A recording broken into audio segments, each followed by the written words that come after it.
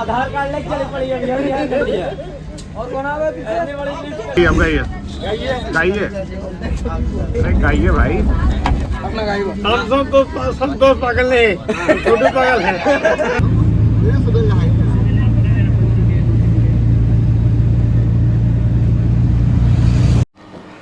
हर हर महादेव।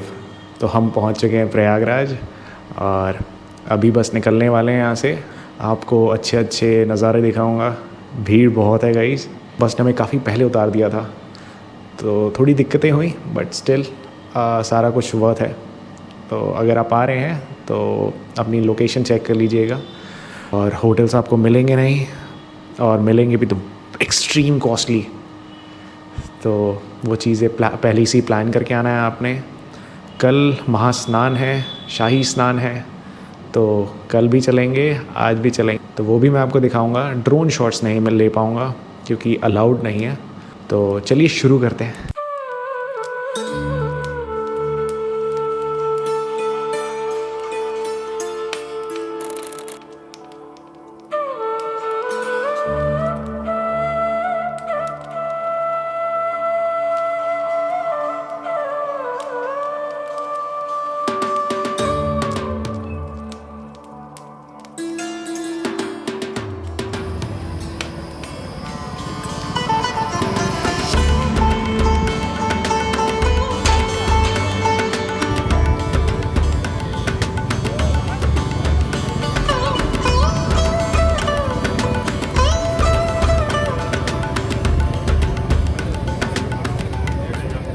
तो गाइस ये है आपका अरेल घाट। अभी मैं अरेल घाट पे हूँ और ये देखो, ये जो बोट्स जा रही है ना, ये वाली, ये ऐसे जा रही हैं। और वो देखो, वो है संगम घाट। तो संगम घाट पे ही जो है आपको कॉन्फ्लुएंस मिलेगा गंगा, यमुना और सरस्वती का। वही है आपका त्रिवेणी घाट और वहीं पे स्नान होता है। तो ये है वो स्ट्रेच, ये एक वो घाट बना रखा है इन्होंने। तो ये बोट वाले यहाँ से ले जाते हैं। सो अभी जो चार्जेस हैं वो 300 पर पर्सन है। अगर आप शेयरिंग में जा रहे हैं, एंड शेयरिंग में 10 से 12 जने जाते हैं एक बोट पे, देख रहे हो आप। अगर आप सिंगल जाओगे तो आपको उन सब का प्राइस अकेला पे करना पड़ेगा। खाने पीने की कोई टेंशन नहीं है। और यहाँ पे वॉशरूम्स हैं, चेंजिंग रूम्स हैं इस जगह पे।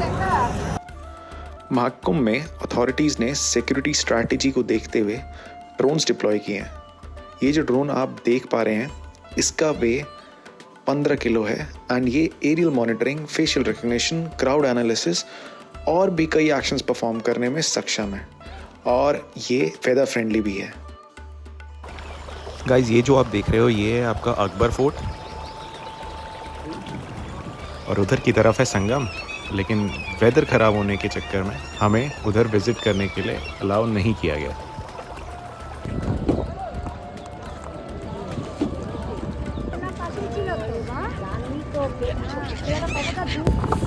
भाई मुझे पता ही नहीं चल पा रहा मैं जा कहाँ रहा हूँ। I am just wandering.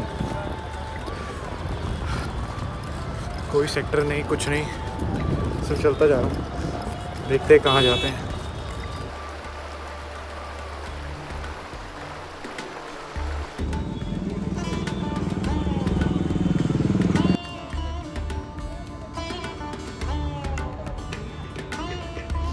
आपके चरणों में कितना बल है ये आपके इरादों से तय होता है।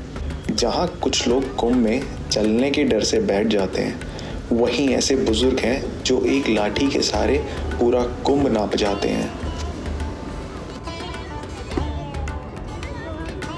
प्रतिवर्ष माघ मास में पूर्णिमा से प्रारंभ होने वाले कल्पवास में यहाँ पर बहुत सारे साधक आते हैं और ये सभी साधक 1 महीने तक यहाँ पर, जैसा कि इसका नाम है कल्पवास, मतलब ऐसी स्थिति में रहते हैं जो साधना के लिए सबसे उपयुक्त होती है। बहुत साधारण भोजन करना, स्नान करना गंगा में, उसके बाद अपनी पूजा करना, पाठ करना, लगातार अपने कीर्तन और सारी प्रक्रियाओं में इन्वॉल्व रहना और अपने हाथ का बना हुआ भोजन स्वयं खाना। इस तरीके के नियम यहाँ पर सब पालन किए जाते हैं। और इस साल ये बड़ा सुखद अवसर है कि इस साल महाकुंभ भी आयोजित है, तो महाकुंभ के अवसर पर सभी लोग आए हुए हैं और सभी लोग इस तरह की एक जो कॉटेज है, सभी को इस तरीके की एक कॉटेज मिलती है और इस कॉटेज में 2 से लेके 4-5 जितने भी साधक हैं वो आपस में रहते हैं। और यहीं इसी कॉटेज में, जैसे आप एक तरफ देखिए, एक तरफ किचन बना ली गई है, आप जिस तरफ अभी वीडियो आपने किया है, तो उस तरफ ये किचन है, यहाँ पर इनका भोजन तैयार होता है। फिर यहीं पर ये लाइट वगैरह की व्यवस्था सब रहती है और एक तरफ जैसे ये पूजा पाठ का सारा व्यवस्थित कर दिया जाता है, पूजा पाठ होती रहती है। और मम्मी जी हैं, सब पापा जी हैं, मौसी हैं, हमारे यहाँ मम्मी आई हुई हैं, बुआ जी हैं, चाचा जी हैं, फूफा जी हैं, तो सभी लोग इस तरीके से अपना यहाँ पर आके पूरी 1 माह की साधना करते हैं और इस साधना का धार्मिक लाभ होता है। तो वैभव, आपका बहुत बहुत धन्यवाद जो आपने यहाँ पर आए और यह जानकारी आप लोगों तक पहुँचाएंगे, जिससे लोग भी इस विधा का लाभ उठाएंगे और 1 महीने की साधना में यहाँ रत होने का प्रयास करेंगे। थैंक यू सो मच भैया। और ये हमारे बाबा जी हैं और पिछले 6 साल से कंटिन्यूस कुंभ मेले में आ रहे हैं और जैसे भैया ने बताया वैसे ही रहते हैं, कल्पवास में रहते हैं। सॉरी थोड़ा सा अभी मैं नया हूँ इस चीज़ के लिए, बट हाँ कल्पवास में रहते हैं। तो शायद एक ही बार मौका मिलेगा, तो इसको मिस करना तो मतलब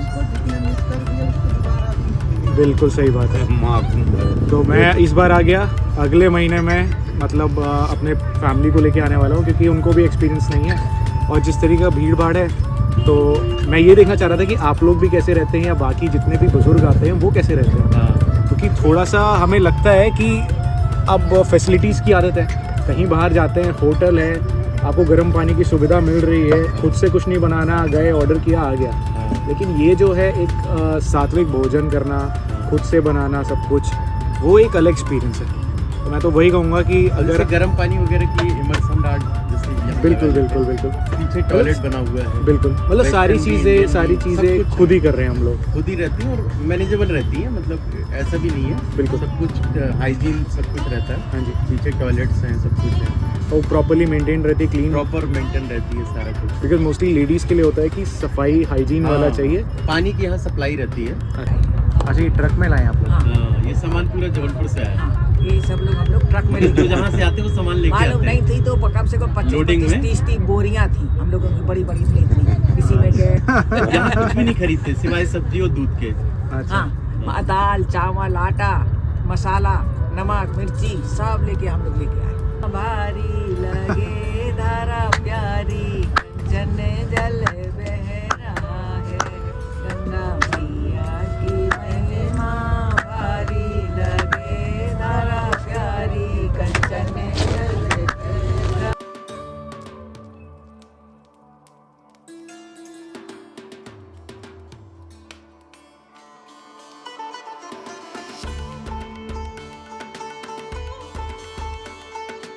बुरी नजर वाले तेरा मुंह काला, सारे जहां से अच्छा हिंदुस्तान हमारा। जागर राम दूतया तुलित बल धामा, अंजनी पुत्र पवन सुत नामा। मैं जिसकी तलाश में पूरे कुंभ में कई घंटों से घूम रहा था, वो आखिरकार मुझे मिल ही गया। जूना अखाड़ा। जूना अखाड़ा की कहानी और परंपरा बहुत ही रोचक है और ये अखाड़ा हिंदू धर्म के साधुओं और सन्यासियों के लिए प्रेरणा का स्रोत है। यहाँ साधु और सन्यासी अपने जीवन को ईश्वर की सेवा में समर्पित करते हैं और अपने साधना के माध्यम से ईश्वर की प्राप्ति का प्रयास करते हैं। कई लोग इन्हें नागा साधु के नाम से भी जानते हैं।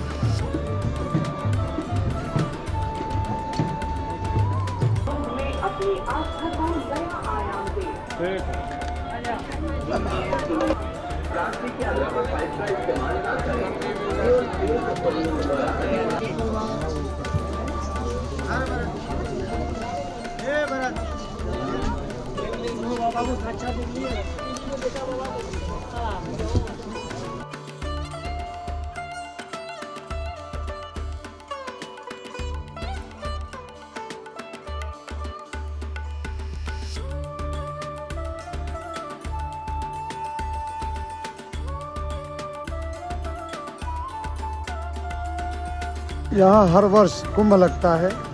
144 वर्षों के बाद 2025 में ये महाकुंभ का आयोजन हो रहा है। सभी यहाँ भारी संख्या में एकत्रित हुए हैं। ज़्यादातर लोग यह मानते हैं कि हम गंगा, यमुना और सरस्वती त्रिवेणी तीनों नदियों के जहाँ मिलन है वहाँ हम स्नान करके मुक्ति मोक्ष को प्राप्त करते हैं, अपने पाप को कम करते हैं। यह एक धार्मिक, सनातन धर्म का धार्मिक पहलू है जो हम सब जानते हैं। लेकिन इसका एक पहलू और भी है। गंगा को हम नदी या जल समझते हैं। गंगा केवल नदी या जल नहीं है। गंगा एक जीवित अलग अस्तित्व है, अलग व्यक्तित्व है। वो देवी माँ है, गंगा माँ है। कैसे हैं आप इस पर समझिए। गंगोत्री और यमुनोत्री दोनों से दो नदियों का उद्गम होता है, गंगा और यमुना। गंगा का पानी कभी भी नहीं सड़ता। गंगा का पानी आप रख दीजिए अपने घर में, सालों साल रखे रहिए, कभी ख़राब नहीं होगा। गंगा के पानी में कोई भी गंदगी डाल दीजिए, लाश डाल दीजिए, हड्डी डाल दीजिए, गंगा के पानी में ही यह गुण, दुनिया के किसी भी नदी में यह गुण नहीं है कि वह पानी ना सड़े। हर पानी सड़ जाता है गंदगी डालने पर। बायोलॉजिकल बीओडी लेवल से तय होता है पानी की क्वालिटी क्या है, गुणवत्ता क्या है, बायोलॉजिकल ऑक्सीजन डिमांड जिसे कहते हैं। लेकिन वैज्ञानिकों ने अपने रिसर्च में पाया कि गंगा का ही पानी ऐसा है जिसमें बीओडी का लेवल कम नहीं होता है। गंदगी खत्म हो जाती है, गंदगी खुद सड़ जाती है, लेकिन पानी कभी नहीं सड़ता है। तो यह गंगा के पानी में ये विशिष्ट गुण कैसे आया कि गंगा का पानी नहीं सड़ता, बाकी दुनिया की कोई भी नदी हो वह सड़ जाती है। ज़्यादातर लोग मानते हैं, बताते हैं कि चूँकि हिमालय से निकलती हैं गंगा जी, तो उसमें जड़ी बूटी मिली होती है, इसलिए वो पानी नहीं सड़ता है। अगर यही तर्क है तो यमुना का जल भी हिमालय से ही निकलता है, जड़ी बूटियों से होकर गुजरता है। उनमें भी ये गुण होना चाहिए, लेकिन उनमें वो गुण नहीं है। तो उनमें ये गुण नहीं है तो क्यों नहीं है? सवाल ये है गंगा में ही क्यों है? कुछ इसके पीछे ऐसा रीज़न है जिसे विज्ञान नहीं समझ पा रहा है। विज्ञान इसलिए नहीं समझ पा रहा है कि विज्ञान समझता है कि पानी है, जल है, सभी नदियों का जल एक जैसा है। जी नहीं, ऐसा नहीं। अगर ऐसा होता तो गंगा का पानी में ये गुण जो पाया जाता है, गंगा के पानी में गंगा का पानी कम है, दूसरी नदियों का पानी ज़्यादा है। तो जाहिर सी बात है कि गंगा के पानी में जब गंगा का पानी कम है, दूसरी नदियों का पानी ज़्यादा है, तो उसको भी उनका रूप ले लेना चाहिए। लेकिन गंगा का बेसिक गुण है, बेसिक स्वभाव है कि वो कोई भी गंदगी कोई भी उसमें मिल जाए तो वो अपने रंग में ढाल लेती है। उसका पानी भी गंगा का पानी ही हो जाता है। यह उसका विशिष्ट स्वभाव है। तो इससे पता चलता है कि गंगा केवल पानी नहीं है, उनका अपना एक अलग अस्तित्व है, व्यक्तित्व है। जैसे हर चीज़ का अलग गुण धर्म होता है, वैसे ही गंगा के पानी का भी एक अलग गुण धर्म है। हम गंगा माँ में जाके नहाते हैं, गंदगी करते हैं, लेकिन गंगा माँ कभी बुरा नहीं मानती हैं। हमारे शास्त्रों में इसीलिए लिखा गया है, गंगे तव दर्शनात् मुक्ति।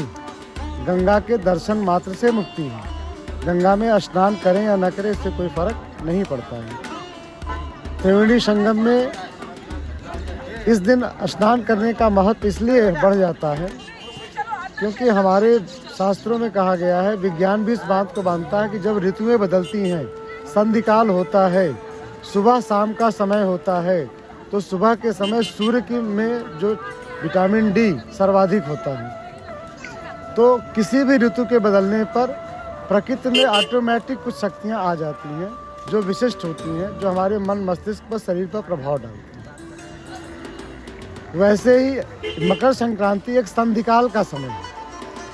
इस संधिकाल में क्या है कि जो भी एनर्जी है, कॉस्मिक एनर्जी है या बाकी एनर्जी हैं, इन एनर्जी का लेवल, फील्ड ऑफ एनर्जी संगम क्षेत्र में सर्वाधिक है, जिस पर रिसर्च होना बाकी है। रिसर्च किया जाएगा तो ये पता चल जाएगा। जैसे विज्ञान ने आज स्वीकार कर लिया कि हम पीपल की पूजा इसलिए करते हैं क्योंकि उसमें ऑक्सीजन 24 घंटे रिलीज करता है। विज्ञान ने स्वीकार कर लिया कि गंगा का पानी बाकी नदियों से विशिष्ट है। वैसे ही यह विज्ञान आने वाले समय में स्वीकार कर लेगा कि संगम क्षेत्र में एनर्जी, लेवल ऑफ एनर्जी सर्वाधिक हाईएस्ट है। यहाँ पे जो गंगा स्नान करते हैं वो उस एनर्जी से भी अभिभूत होते हैं, उस एनर्जी से भी स्नान करते हैं।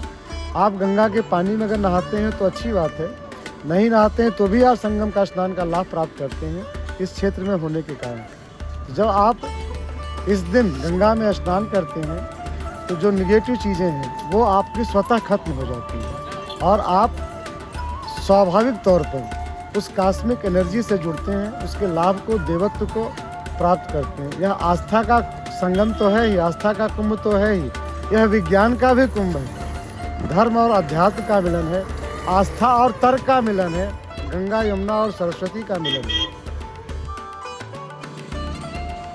महाकुंभ भारत की धार्मिक और सांस्कृतिक विरासत का एक महत्वपूर्ण पर्व है जो सिर्फ भारतीयों के लिए ही नहीं बल्कि विदेशियों के लिए भी एक आकर्षक और अद्वितीय अनुभव है और ये दुनिया भर के लोगों को एक साथ लाता है।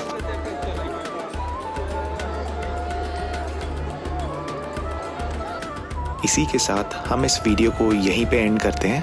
अगर आपको वीडियो पसंद आई हो तो वीडियो को लाइक एंड चैनल को सब्सक्राइब कीजिएगा और कमेंट करके बताइएगा आप कब आ रहे हैं महाकुंभ।